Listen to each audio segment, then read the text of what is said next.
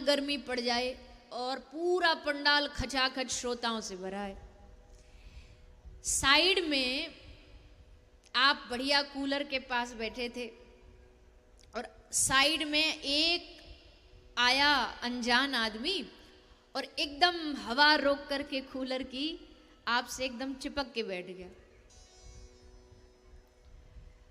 तो 3 घंटे कथा में तो कम ध्यान रहेगा, पर 3 घंटे उसी व्यक्ति को घूर घूर के देखते रहेंगे कि इतने भरे पंडाल में तुझे यहीं बैठने को आने को मिला था। अभी वो एक भैया कूलर हटा रहे थे, सारे लड़ पड़े, अल्लाह मचाने लगे, अरे इधर करो इधर करो। तो फिर उसको बोले यही जगह मिली थी तुमको बैठने के लिए और नहीं कहीं बैठ सकते, क्योंकि अनजान है ना आपके लिए। तो ये होता अनजानों के साथ व्यवहार। पर कोई अपना हो तो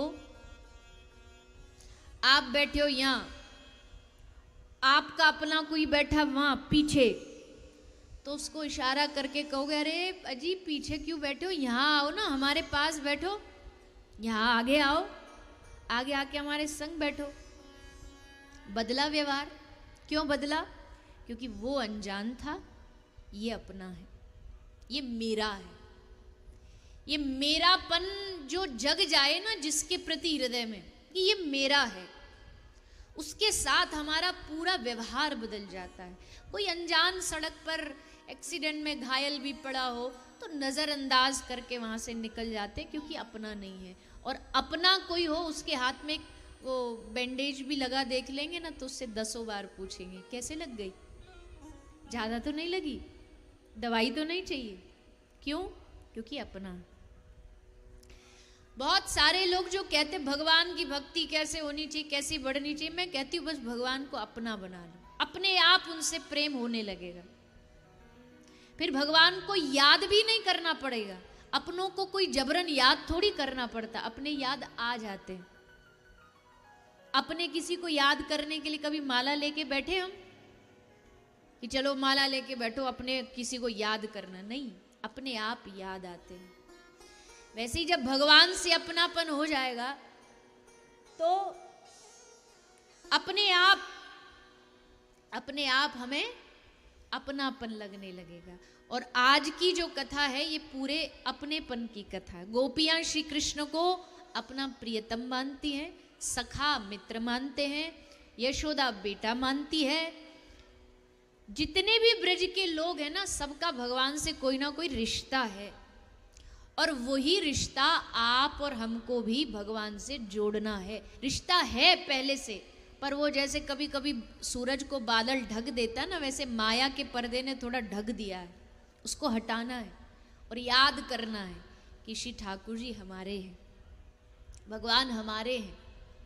ये रिश्ता जोड़ना ही भगवान की कथा का सबसे बड़ा फल है। तो आज की कथा बड़ी माधुर्यमयी है, मधुरता से भरी हुई है, क्योंकि आज की कथा है महारास की कथा। महारास क्या? वो वाला महाराज नहीं जो ये आजकल नवरात्रि पे 2 डांडिया लेके ऐसे ऐसे खेल लेते हैं और बोलते हैं हम रास खेल के आए। ये रास नहीं है। रास भक्ति की सबसे ऊंची सीढ़ी है, यहाँ हर कोई नहीं पहुंच सकता है। महारास कोई नाचना गाना ही नहीं होता कि नाच लो गा लो रास हो गया, ये रास नहीं। इस रास में प्रवेश करने के लिए ब्रह्मा देवाधिदेव महादेव न जाने कितने कितने वर्षों तक तपस्या भजन करते हैं कि एक बार रास में प्रवेश मिल जाए, क्योंकि वहां शुद्ध प्रेम है। देखो, प्रेम की हम दुनिया में दलीलें बहुत देते हैं, हम आपसे बहुत प्रेम करते, पर इस दुनिया में यकीन मानिएगा कोई किसी से निष्काम प्रेम नहीं करता है। प्रेम होगा, प्यार होगा, पर विशुद्ध प्रेम इस दुनिया में नहीं हो सकता, क्योंकि यहां हर रिश्ते में कोई ना कोई आशा होती है। हर रिश्ते में बेटा है पढ़ लिख के नाम करे, आशा। बच्चों को आशा है कि हमारे माता पिता हमारे लिए ये करें, यहाँ भी आशा। पति को आशा है कि पत्नी हमारे लिए ऐसा करे, ऐसा व्यवहार करे। हर व्यक्ति को एक दूसरे से कुछ ना कुछ एक्सपेक्टेशंस है, आशाएं हैं, और जहां आशा होती है वहां शुद्ध प्रेम नहीं हो सकता। तो फिर शुद्ध प्रेम कहां होगा? शुद्ध प्रेम केवल केवल और केवल एक जीव का और परमात्मा का हो सकता है, कोई जिसमें आशा ना हो। पर हम लोग इतने अज्ञानी, हम इसमें भी आशा घुसा देते। भगवान हमारा ये काम कर दो, हम तुम्हारी माला करेंगे। भगवान ये काम बनवा दो, हम तुम्हारा भंडारा करेंगे। ऐसी ऐसी आशा हम भगवान से रखते हैं, ऐसी ऐसी शर्त रखते हैं। वो नवरात्रि आती है ना, तो उसमें गाती है मैयाएं, कई बार मैंने सुना है, वो भजन गाती है, माँ मुराद पूरी कर दे हलवा बांटूंगी। अब इसका मतलब सीधा चैलेंज है कि मुराद पूरी करोगी तो ही हलवा बांटूंगी, और अगर नहीं करोगी तो फिर तुम अपने घर, हम अपने घर। हर चीज में हमारी आशा है, भक्ति में भी आशा है। कर रहे हैं भजन, दिख रहा है माला कर रहे हैं, पर वो माला नहीं कर रहे, वो भगवान से पूरा माल मांग रहे हैं कि ये मिल जाए, बेटा मिल जाए, ऐसा हो जाए, वैसा हो जाए। नहीं, ये भक्ति नहीं हो सकती, ये भजन नहीं हो सकता, ये स्वार्थ है। क्यों मांगे भगवान से? क्या जरूरी है भगवान से मांगा ही जाए? तो जी भगवान से नहीं मांगेंगे तो किससे मांगेंगे? अरे क्यों? अगर आपको भगवान को बताना पड़ रहा है कि मुझे ये चाहिए, तो इसका मतलब आपका विश्वास अभी पक्का नहीं है। जब ये विश्वास हो जाएगा कि मुझसे बेहतर वो मेरी बेहतरी जानता है, शायद मुझे लग रहा है अच्छाई इसमें है, पर अच्छाई इसमें है नहीं, इसलिए वो देगा नहीं, वो कुछ और देगा, क्योंकि उसे पता है इसकी भलाई इसमें। एक बच्चा चाकू से खेल रहा होता है, तो उसकी माँ उससे चाकू छीन लेती है। बच्चे को क्या लगता है, ये जो माँ है, इससे मेरी खेल खुशी बर्दाश्त नहीं हो रही, देखो चाकू छीन लिया। लेकिन वो माँ जानती है कि चाकू से खेला तो हाथ कट जाएगा, इसलिए चाकू छीन रही है। कई बार हमारी कोई, हमें लगता बहुत प्यारी चीज भगवान ने छीन ली, पर वो छीनते क्यों है? क्योंकि उन्हें पता है इसमें नुकसान है, इसमें हमारी हानि है। इसलिए भगवान के किए पर कभी उंगली मत उठाना। बस जो जैसा वो रख ले वैसा रहो, और हमेशा एक ही बात कहते रहो कि जाही विधि राखे राम। बोलिए ना आगे, ताही विधि रहिए, सीताराम सीताराम सीताराम कहिए। जीवन का ये मूल मंत्र अपना लीजिए कि बस उनका नाम लेते रहो, सीताराम सीताराम राधे श्याम जपते रहो, फिर वो जैसा रखे। और यकीन मानना, जो उसका नाम लेता है ना, जो उसका सहारा लेता है, भगवान दुनिया पलट देंगे, भगवान दुनिया के नियम पलट देंगे, पर उसका कभी बाल बांका नहीं होने दे सकते।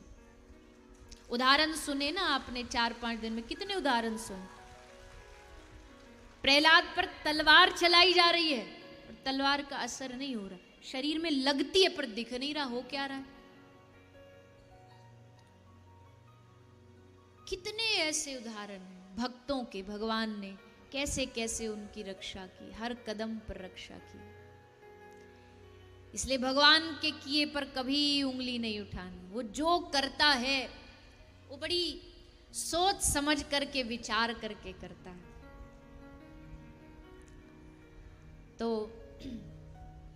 ब्रज के लोग, ब्रज का प्रेम आपने भी सुना तो होगा ही कभी ना कभी ऐसी कथा वथाओं में, कि भगवान को सबसे ज्यादा प्यारा है ब्रज की गोपियों का प्रेम। वो क्यों प्यारा है? क्योंकि गोपियों ने भगवान से कुछ बदले में नहीं मांगा। अरे ये भी नहीं मांगा कि मैं तुझसे प्रेम करती हूं तो तू भी कर, ये कोई शर्त है प्रेम की? मैं तुमसे प्रेम करूं तो तुमको भी करना पड़ेगा, ये प्रेम नहीं हो सकता, ये स्वार्थ है। प्रेम तो ये है कि तू मुझे देखे भी मत, तू मेरी ओर देख भी मत, पर मैं तुझे देखता रहूं, मैं तुझे निहारता रहूं, क्योंकि मुझे देखने में अच्छा लगता है, मुझे आनंद आता है, ये प्रेम है।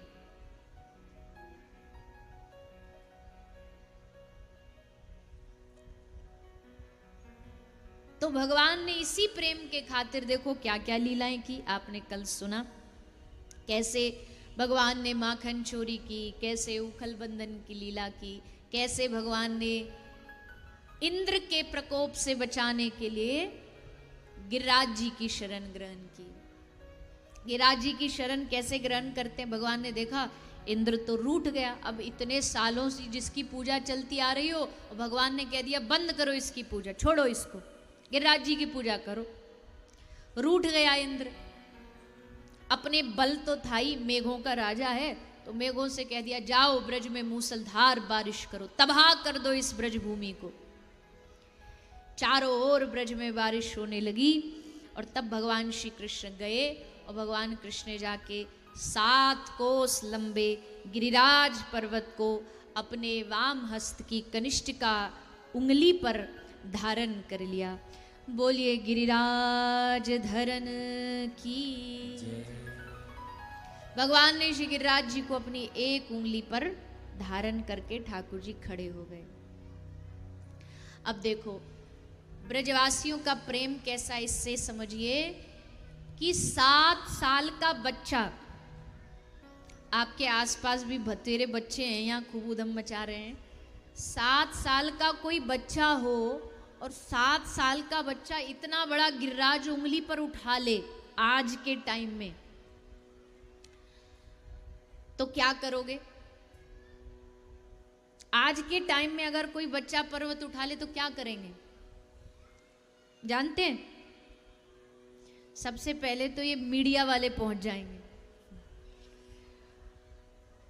सावधान, ब्रेकिंग न्यूज, 7 साल के बच्चे ने पर्वत उठाया, चमत्कार, भगवान का अवतार, देवी का अवतार, देवता का अवतार। सबसे पहले तो उसको भगवान का अवतार घोषित कर दिया जाएगा।